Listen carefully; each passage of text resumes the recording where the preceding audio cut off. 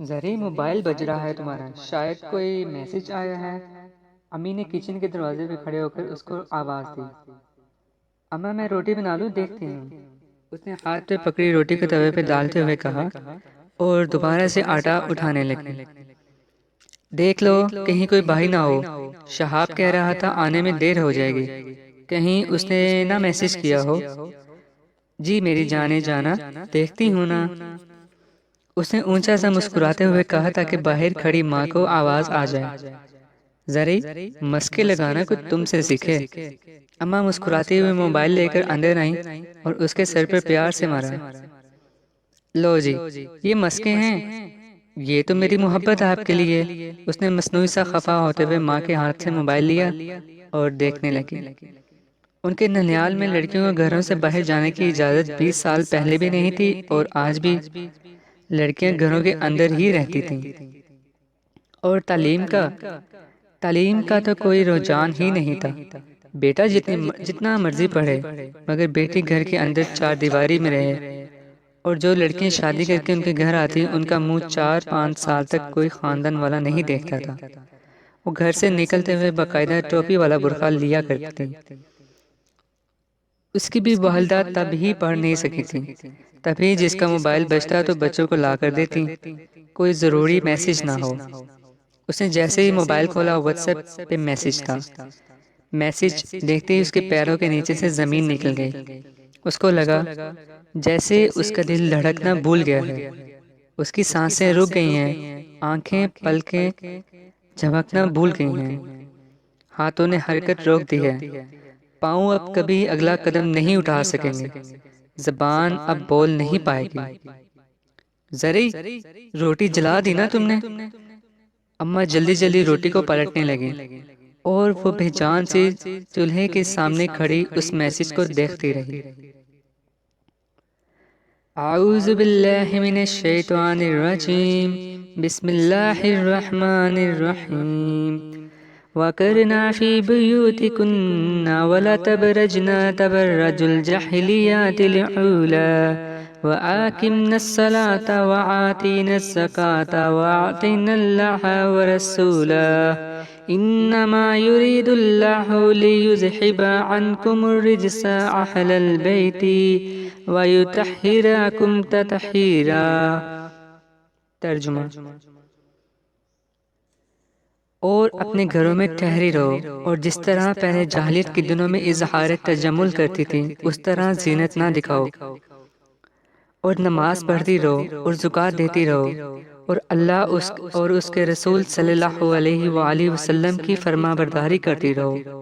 اے پیغمبر صلی اللہ علیہ وآلہ وسلم، اہل بیت، اللہ چاہتا ہے کہ تم سے ناپاکی کا میل کے چیل دور کر دے اور تمہیں بالکل پاک صاف کر دے۔ وہ مسجد میں بیٹھا سورہ الاحزاب کی تلاوت کر رہا تھا۔ اہل بیت سے اس کو دنیا کی ہر چیز سے، ہر شخص سے زیادہ محبت تھی۔ اس کو لگتا تھا جو اس کے سینے میں دل دھڑک رہا ہے تو وہ اہل بیت کی محبت میں دھڑکتا ہے۔ اس کی ہر سانس علی کہتی ہے، حسن کہتی ہے، حسین کہتی ہے۔ اس نے آواز بلند سورہ الاحزاب کی تلاوت کی اور اس صورت پہ آ کر رک گیا، جیسے اب اس کو سوچنا ہو۔ وہ ہمیشہ اہل بیت کے ذکر پہ رک جایا کرتا تھا، اس پر سوچا کرتا تھا۔ وہ نبی کریم صلی اللہ علیہ وآلہ وسلم کے بعد اگر کسی سے محبت کرتا تھا تو وہ اہل بیت تھے، جن سے اس کو محبت سے زیادہ عشق تھا۔ وہ ہمیشہ اہل بیت کی بات کرتا تھا، اس کو اچھا لگتا تھا وہ بولے اہل بیت اور لوگ سنیں، یا لوگ اہل بیت کی محبت میں بولیں اور وہ سنیں۔ وہ علی والوں کی محفل میں بیٹھ کے علی کا نعرہ بلند کرتا تھا۔ جہاں دیکھا کوئی علی رضی اللہ تعالی عنہ کی شان میں بول رہا ہے یا قصیدہ پڑھ رہا ہے تو وہ جھوم جاتا اور مسلسل جھومتا رہتا۔ اس کا دل، اس کا دماغ، اس کی زبان بس علی علی کرتے۔ وہ اہل بیت کا عاشق تھا اور دنیا کو بتاتا بھی تھا۔ اس کی محبت کرنے کا انداز ہی کچھ ایسا تھا۔ وہ محبت کو دیکھنا جانتا تھا، وہ محفل میں بیٹھ کر نعرہ بلند کرنا جانتا تھا، وہ ہاتھ اٹھا کر داد دینا جانتا تھا، اس کو علی کے نام پہ جھومنا آتا تھا۔ وہ چاہتا تھا جتنی محبت وہ اہل بیت سے کرے اتنی ہی سب کریں، جیسے وہ محبت کا اظہار کرتا ہے ویسے ہی سب کریں۔ جیسے وہ اہل بیت کے ذکر پہ جھوم جاتا ہے، سب اس کے ساتھ جھومیں۔ وہ کوئی ملنگ نہیں تھا، وہ کوئی عاشق تھا۔ جب وہ جھومتا تو لوگ اس کو دیوانہ کہتے، کچھ لوگ اس کی اس دیوانگی پر رشک کرتے، اور کچھ باتیں۔ مولوی صاحب، یہ جو لوگ اہل بیت سے محبت نہیں کرتے، کیا یہ جنت میں جائیں گے؟ وہ قرآن پاک بند کر کے مولوی صاحب کے پاس گیا، جو ممبر کے پاس بیٹھے آنکھیں بند کیے تسبیح کے دانے ہاتھوں سے ادھر ادھر کر رہے تھے۔ وجدان، دنیا میں ایسا کون سا شخص ہوگا جو محبوب کی اولاد سے محبت نہیں کرے گا؟ اگر جس نے نبی کریم صلی اللہ علیہ وآلہ وسلم سے محبت کی، ان کی اولاد سے نہ کی، ان کے لیے بغض رکھا، تو کیا نبی کریم صلی اللہ علیہ وآلہ وسلم ان سے خوش ہوں گے؟ اگر تمہارے والد صاحب سے کوئی محبت کرے گا اور تم سے بغض رکھے گا، تو کیا ان کا دل اس شخص سے خوش ہوگا؟ کیا وہ شخص کو عزت دے پائیں گے جو ان کی اولاد سے محبت نہیں کرتا؟ ایسا نہیں ہوتا وجدان۔ ایک باپ ہمیشہ یہی چاہتا ہے لوگ اس سے زیادہ اس کے بیٹے کو، اس کی بیٹی کو عزت دیں۔ جب ایسا ہوتا ہے تو وہ بھی خوش ہوتا ہے۔ جو لوگ نبی کریم صلی اللہ علیہ وآلہ وسلم سے محبت کرتے ہیں ان کی اولاد سے نہ کریں تو کیا وہ خوش ہوتے ہیں؟ وجہ، حضرت ابو ہریرہ رضی اللہ تعالی عنہ سے روایت ہے کہ نبی اکرم صلی اللہ علیہ وآلہ وسلم نے ارشاد فرمایا، جس نے ان دونوں یعنی حسن اور حسین علیہ السلام سے محبت کی، اس نے مجھ سے محبت کی۔ جس نے ان سے بغض رکھا، اس نے مجھ سے بغض رکھا۔ اب وجہ، جب نبی پاک خود فرما رہے ہیں جس نے دونوں شہزادوں سے محبت کی تو اس نے مجھ سے محبت کی، اگر ہم نبی کریم صلی اللہ علیہ وآلہ وسلم سے محبت کریں اور اہل بیت سے نہ کریں تو کیا ہم مسلمان ہیں؟ کیا ہم سچے مسلمان ہیں؟ وہ چپ بیٹھا ان کو سنتا رہا جو ایک پیار اور ایک عقیدت سے بولتے چلے جا رہے تھے۔ اسی طرح نبی پاک صلی اللہ علیہ وآلہ وسلم نے ہر جگہ پہ حضرت علی اور اہل بیت کا ذکر کیا، محبت کا ذکر کیا۔ مولوی صاحب، علی رضی اللہ تعالی عنہ کو مولا کہنا چاہیے یا نہیں؟ وجہ، جس کو اس حبیب نے مولا کہا، ہم کون ہوتے ہیں ان کا مولا نہ کہنے والے؟ کیا انہوں نے یہ نہیں پڑھا کہ حضرت محمد صلی اللہ علیہ وآلہ وسلم نے خود فرمایا، دونوں جہاں کے سردار نے، محبوب نے خود فرمایا، جس کا میں مولا اس کا علی مولا؟ تو اس بات کے علاوہ ہمیں کس ثبوت کی ضرورت پڑتی ہے؟ سرکار نے خود فرمایا ہے، لوگوں کی نسل ان کے بیٹوں سے چلتی ہے اور میری نسل میری بیٹی فاطمہ رضی اللہ تعالی عنہ سے چلے گی۔ وجہ، وہ جو اللہ کے محبوب ہے اس کی اپنی نواسوں سے محبت کا عالم تو دیکھو۔ آپ نے ان کے خود نام مبارک رکھے۔ مولا علی علیہ السلام نے حضرت امام حسن کا نام حمزہ رکھا تھا اور امام حسین کا نام جعفر رکھا تھا، مگر سرکار نے نام مبارک بدل کر حسن اور حسین علیہ السلام رکھے۔ ان دونوں شہزادوں کے تو نام بھی آقا علیہ السلام نے خود دیے ہیں۔ وہ بولتے بولتے ایک آہ بھرتے اور پھر سے محبت میں بولنا شروع ہو جاتے ہیں۔ حضرت براء بن عازب رضی اللہ تعالی عنہ سے روایت ہے کہ ایک دفعہ حضور نے امام حسن کو اپنے کندھے مبارک پہ اٹھایا ہوا تھا اور آپ صلی اللہ علیہ وآلہ وسلم فرما رہے تھے، اے اللہ، میں اس سے محبت کرتا ہوں، بس تو بھی اس سے محبت کر۔ اور امام حسین رضی اللہ تعالیٰ عنہ کے بارے میں تو حضور پر نور علیہ السلام نے فرمایا، حسین مجھ سے ہے اور میں حسین سے ہوں۔ اب جو ذات خود ان سے دیوانوں وار محبت کرتی ہے، یہ لوگ کون ہوتے ہیں محبت نہ کرنے والے؟ بس وجدان، ہمارے معاشرے کا دستور ہی کچھ ایسا ہے۔ اگر کوئی علی علی کرے گا اور حسین حسین کہے گا تو شیعہ کہلائے گا۔ کچھ لوگ بس اسی ڈر سے اپنی محبت کو اندر رکھ دیتے ہیں، چھپی محبت کرتے ہیں۔ یہ کوئی نہیں کہہ سکتا کہ وہ محبت نہیں کرتے۔ ان کو آقا جان کی اولاد سے عشق نہیں ہے۔ جس کو سرکار سے محبت ہے اس کو ان کی اولاد سے محبت ہے، ہوتی ہی ہے۔ وہ گھٹنوں پہ بازو رکھے بغیر پلکوں کو حرکت دیے بس سنتا جا رہا تھا۔ اب وجی ہم میں سے ایک قبیلہ ایسا ہے جو کھلے عام اظہار کرتا ہے، وہ خود کو شیعہ کہتا ہے۔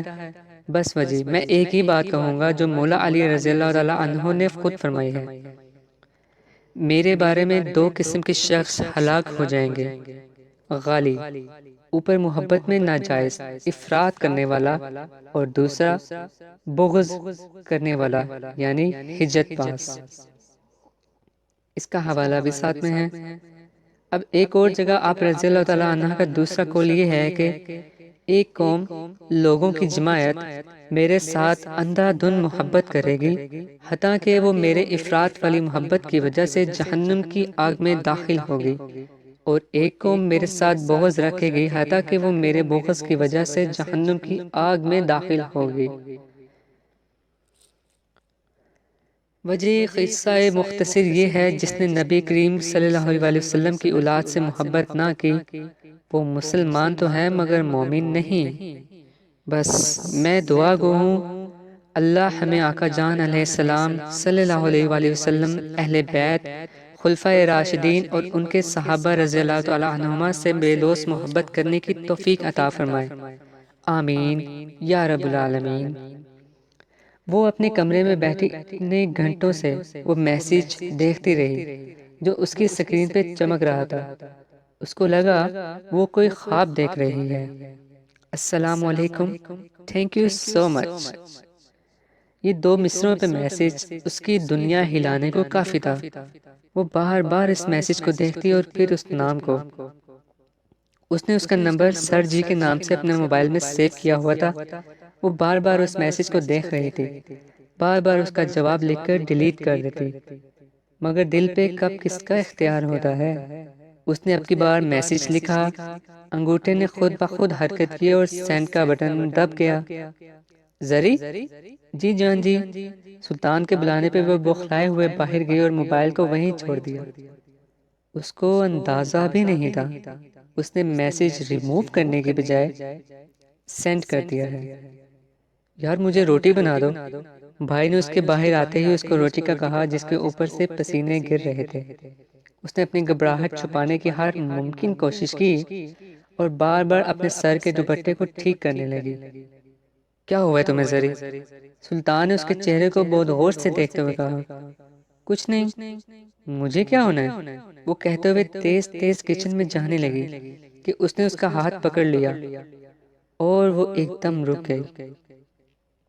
سنو، اماں کو نہ بتانا تم میرے لیے تازہ روٹی بنا رہی ہو، میرے حصے کی دوپہر کی روٹی بنی ہوئی پڑی ہے۔ اس نے اس کو پاس کیا اور کان میں سرگوشی سے کہنے لگا، ان کے گھر کا اصول تھا ایک بار اگر روٹی بن گئی کسی کے لیے تو وہ اس کے حصے کی ہوگی، جس کو نہیں کھانا ہوتا کھانا وہ پہلے ہی بتا دیتا ہے، میرے لیے روٹی نہیں بنانی۔ اگر کوئی دوپہر میں اپنے حصے کی روٹی نہیں کھائے گا تو اس کو رات میں دن والی ہی روٹی ملے گی۔ رزق کی بے حرمتی کرنا وہ رزق کی توہین سمجھتے تھے۔ آج تک ان کو نہیں یاد تھا ان کی ماں نے کبھی بچا ہوا سالن پھینکا ہو۔ وہ پورے ہفتے کا بچا ہوا تھوڑا تھوڑا سالن ایک دن اکٹھا کر کے کھاتے تھے۔ اس دن ان کے گھر کچھ بھی نہیں بنتا تھا۔ میں اماں کو بتاتی ہوں، آپ ہمیشہ یہی کرتے ہیں، آپ کی ٹھنڈی روٹی ہمیشہ مجھے کھانی پڑتی ہے۔ آپ اماں کو بول دیا کریں نا، آپ نے جب کھانا نہیں ہوتا گھر تو۔ وہ اپنا کچھ وقت پہلے کا ڈر ایک دم بھول گئی اور دوبارہ نارمل ہو گئی۔ میری شادی نہیں ہو؟ اس نے معصومیت سے اس کو دیکھا جو اس کی ساری چالاکیاں سمجھتی تھی۔ نہ، میں نہیں ہوں، بس میں نہیں بنا رہی روٹی۔ اچھا میری ماں چاکلیٹ لا کے دوں گا کل، اب تو بنا لو۔ اس نے ہاتھ جوڑتے ہوئے کہا، پکا چاکلیٹ دیں گے نا؟ اس نے اپنا ہاتھ اس کے سامنے کیا جیسے وعدہ لے رہی ہو اس بات کا۔ ایک سواتی کی زبان اس کے کیے ہوئے وعدے سے زیادہ قیمتی ہوتی ہے۔ جب زبان سے کہہ دیا لا کے دوں گا تو مطلب لا کے دوں گا۔ اب جاؤ بھائی، بھوک لگی ہے مجھے اتنی۔ وہ مسکرائی، چہرے کا ڈمپل اور گہرا ہوا اور جلدی جلدی کچن میں جانے لگی۔ اس کے موبائل کی ٹیون بجی، اس نے موبائل نکالا، آنکھوں میں حیرت ابھری، ہونٹوں پہ مسکراہٹ آئی اور دل نے بے اختیار کہہ دیا، الحمدللہ۔ کیا ہوا ہے بجی؟ بڑا مسکرا رہا ہے۔ وہ نماز کے بعد دوستوں کے پاس آیا تھا۔ وہ شام کو ایک چکر دوستوں کے پاس ہمیشہ لگایا کرتا تھا، مگر کچھ دنوں سے وہ خود میں ہی گم تھا۔ آج اتنے عرصے بعد وہ دوستوں کے پاس آیا تھا۔ کچھ نہیں، اس نے جیسے ہی دوست کی وہ بات سنی، اس کے چہرے کا رنگ ایک دم بدل گیا۔ وہ نہیں چاہتا تھا اگر وہ ملکہ کے لیے مسکرائے تو کوئی اس کی مسکراہٹ کو دیکھے، اگر اس کی آنکھیں اس کے لیے چمکیں تو کوئی غیر مرد ان آنکھوں میں بھی دیکھے۔ وہ ایک دم اٹھا اور جانے لگا۔ کدھر جا رہا ہے تو؟ دوست نے اس کا بازو پکڑا اور روکنے لگا۔ جو وہاں سے بھاگ جانا چاہتا تھا، وہ نہیں چاہتا تھا وہ دوستوں کے سامنے اس کو ریپلائی کرے۔ وہ تو اس کو ہر ایک سے چھپا کے رکھنا چاہتا تھا، اس کی پاکیزگی کو ہمیشہ اپنے دل میں رکھنا چاہتا تھا۔ پھر ایسا کیسے ممکن تھا وہ دوستوں کی محفل میں بیٹھ کے اس کے بات کرے یا اس سے بات بھی کرے؟ وہ ان مردوں کی طرح ہرگز نہیں تھا جو دوستوں کی محفل میں بیٹھ کر عورت ذات کی تذلیل کرے، اپنے دوستوں کو بتائے لڑکی سیٹ ہو گئی ہے تیرے بھائی کے ساتھ، اور پھر اس لڑکی کے میسج سب کو پڑھ کر سنائے، اور سب اپنا اپنا مشورہ دیں، آگے یہ ریپلائی کر، یہ بول بھابھی کو۔ اس کو شدید نفرت تھی ان مردوں سے جو اپنی ماں بہن گھر پر رکھ کر کسی کی بہن کو دوستوں میں ذلیل کریں، اس کی محبت کو رسوا کریں۔ محبت یہ دیکھ کے تو نہیں ہوتی جو اچھا ہے اسی سے ہوگی، محبت تو دنیا کے غلط ترین بندے سے بھی ہو سکتی ہے۔ اگر ایک لڑکی اس کے سامنے ہار جاتی ہے تو اس کو چاہیے محبت کی قدر کرے، اس کی دنیا میں تذلیل نہ کرے۔ بس یار مجھے کچھ کام ہے، میں جا رہا ہوں، اس نے اپنی بائک سٹارٹ کرتے ہوئے کہا۔ وہ جلد از جلد اس میسج کا ریپلائی دینا چاہتا تھا جو کچھ وقت پہلے ہی اس کو ملا تھا۔ یار تھوڑا تو بیٹھ جاتا۔ وہ دوستوں کی محفل میں محفل کی جان تھا اور اتنے عرصے سے ان کی محفل بے رنگ تھی۔ وہ اس کو روکنا چاہتے تھے جو اڑ کے جانا چاہتا تھا۔ وہ گھر آیا اور سیدھا اپنے کمرے میں چلا گیا۔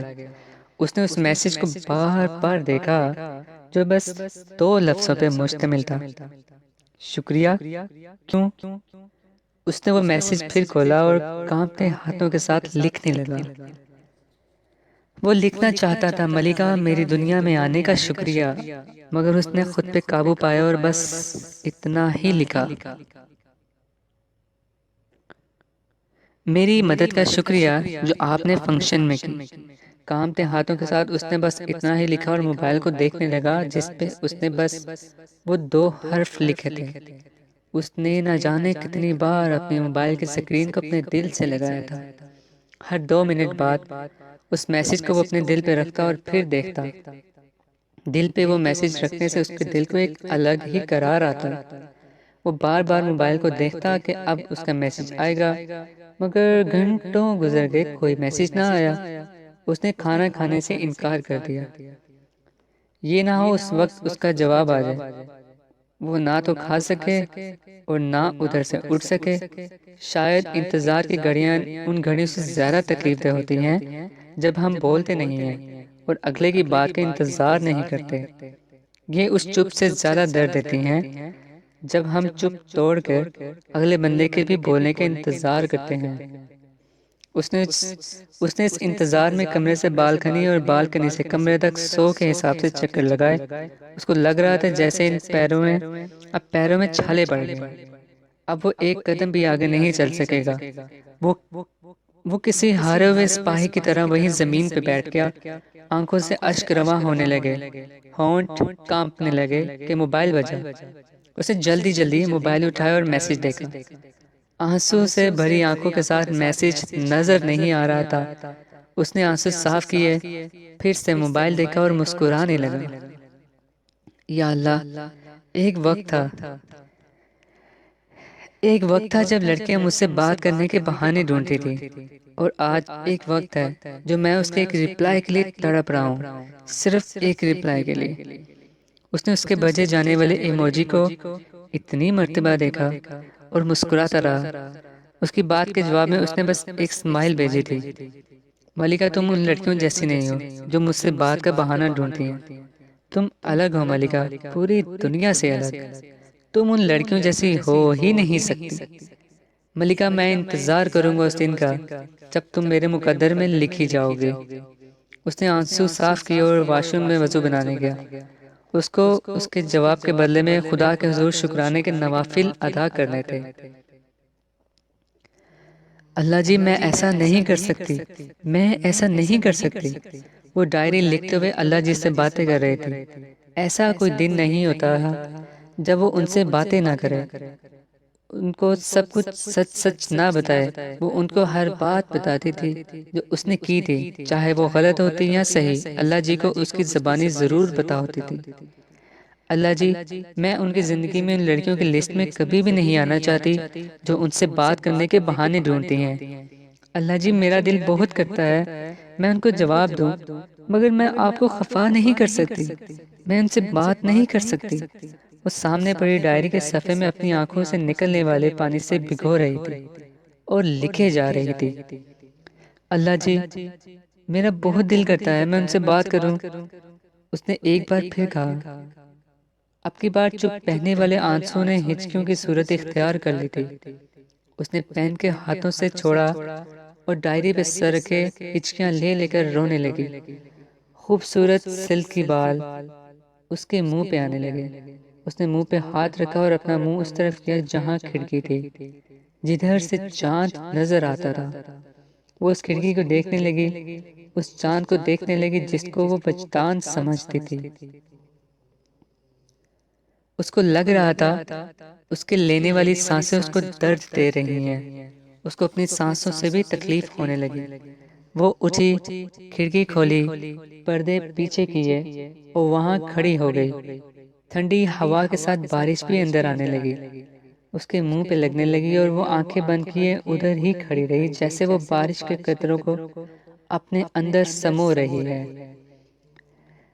سر وجدان نے کہا ہے جن جن لوگوں نے ان کی ہیلپ کی ہے آج وہ چائے پہ ان کو لے کر جائیں گے، تو سب نے چھٹی کے بعد یہیں رکنا ہے۔ ہمیشہ کی طرح وہ کلاس میں کھڑے ہو کر بتانے لگی۔ اتنے تو لوگ نہیں تھے ہانی، بس گنے چنے ہم 5-6 لوگ تھے۔ میں، تم، ملائکہ، ماہنور، فدا اور زرمینہ ہی تو تھے۔ ہم سب چلے جائیں گے نا سر کے ساتھ چائے پہ۔ ارم نے اس کی بات کو آگے بڑھایا اور سب کے نام گن گن کر بتانے لگی جنہوں نے سر کی ہیلپ کی تھی۔ سب چلے تو جائیں گے اگر کچھ سو کھالڈ پٹھانوں کو ایشو نہ ہو باہر چائے پہ جانے کے لیے تو۔ ہانیہ نے ایک ایک لفظ پہ زور دے دے کر زرمینہ کی طرف دیکھ کر کہا۔ وہ جان بوجھ کر ایسا کر رہی تھی تاکہ وہ خود ہی جاننے سے انکار کر دے۔ اس کو معلوم تھا سر اس کو کتنی اہمیت دیتے ہیں، وہ وجدان کے ساتھ اس کو برداشت بھی نہیں کر سکتی تھی۔ بھئی ان لوگوں کی عزت کا معاملہ جو ہوتا ہے باہر اگر کسی ہوٹل پہ بیٹھ جائیں تو۔ اس نے چپ بیٹھی زمینہ کو اپنی طرف دیکھتے ہوئے کہا اور ہنسنے لگی جیسے اس کا مذاق اڑا رہی ہو۔ اس کے ساتھ ساتھ ارم بھی اس کے ساتھ ہنسنے لگی۔ وہ جو چپ بیٹھی تھی وہ ایک خانزادی تھی، اس کی رگوں میں بھی ایک سواتی باغ کا خون تھا۔ ایسا کیسے ممکن تھا کوئی اس کی تذلیل کرے اور وہ چپ رہے؟ مگر جہاں اس کی عزت پہ بات آئے وہ چپ ہو جاتی تھی۔ وہ سمجھتی تھی ایک لڑکی کی عزت سے زیادہ اس کے لیے کچھ بھی نہیں ہوتا۔ جب وہ اپنی عزت کے معاملے میں صفائی دیتی ہے تو اس کی عزت اور اچھالی جاتی ہے، اور جب سامنے کم ظرف ہو تو خاموشی اختیار کر لینی چاہیے، گم ہو جانا چاہیے، روپوش ہو جانا چاہیے۔ ہانیہ کو آخر مسئلہ کیا ہے؟ اس کی آنکھوں میں آنسو دیکھتے ہوئے سامنے بیٹھے ہوئے فضا ایک دم بولی۔ مجھے کسی سے کوئی مسئلہ نہیں، میں بس حقیقت بیان کر رہی ہوں۔ یہ پارسا کیسے جائیں گے ہمارے ساتھ؟ اس نے ایک بار پھر سے اس کی طرف دیکھتے ہوئے کہا جو سر اٹھائے اور نظریں جھکائے بیٹھی تھی۔ فضا ٹھیک کہہ رہی ہانیہ، اب ہوتی کون ہے اس کے بارے میں بات کرنے والی؟ اب دور سے ماہنور بولی تھی۔ بالکل آپ نے ٹھیک کہا ماہنور، ٹھیک ہے آپ کو بہت اختلاف ہے آپس میں، مگر یہ کون سا طریقہ ہے بات کا؟ ہانیہ آپ اپنا بیہیویئر ٹھیک کریں۔ زرمینہ آپ پلیز اداس مت ہوں۔ بالکل زرمینہ بالکل بھی اداس نہ ہونا، ان جیسوں کو تو بیماری ہوتی ہے کسی کی عزت سے کھیلنا۔ آپ کا تو مقام ہمارے دل میں ہے زری۔ عزت والے ہی عزت کو سمجھتے ہیں، ان میں خود عزت نہیں ہے تو یہ آپ کی کیا کریں گے؟ ہر طرف سے اس کے حق میں آوازیں آ رہی تھی جو خاموش بیٹھی سن رہی تھی۔ ہر کوئی اس کے حق میں بول رہا تھا، ہر کوئی اس کا حوصلہ بن رہا تھا، اس کی خاموشی کا جواب اپنے الفاظ میں دے رہا تھا، اس کی جانے والی تذلیل کا بدلہ لے رہا تھا۔ آج لڑکیاں ہی نہیں لڑکے بھی اس کے حق میں بول رہے تھے، جو حجاب کیے کندھے پہ چادر ڈالے ان کو سن رہی تھی۔ وہ سب اس کا غرور بنے تھے۔ اس کی جھکی نظروں کو ان سب نے اوپر کیا تھا۔ وہ اب بھی رو رہی تھی، مگر اب وہ خوشی کے آنسو رو رہی تھی۔ ان لوگوں کی کہی ہوئی ہر بات کو اپنے اندر اتار رہی تھی، جن کو وہ جانتی بھی نہیں تھی۔ یہ کیسے لوگ تھے جو بغیر اس کو جانے اس کی آواز بن رہے تھے، اس کا غرور بن رہے تھے، اس کو عزت کہہ کر بلا رہے تھے؟ اس نے تو اللہ سے تھوڑی سی عزت مانگی لی، مگر آج اس کو عزتوں کا سمندر مل رہا تھا۔ اس کو عزت دینے والے اس کے خون کے رشتہ دار نہیں تھے، وہ تو اس کو جانتے بھی نہیں تھے، ان کو تو پتہ بھی نہیں تھا جن کے لیے وہ بول رہے ہیں وہ کون ہیں۔ اس کو لگا یہ جو اس کے حق میں بول رہے ہیں یہ اللہ کی طرف سے بھیجے جانے والے فرشتے ہیں، اس کی لڑائی لڑنے آسمان سے آئے ہیں۔ وہاں بیٹھے اس کا دل چاہا وہ ہر لڑکی کو اپنے دل سے لگائے جس کو انہوں نے ایک بہن جیسی عزت دی، جو اس کے لیے بولی۔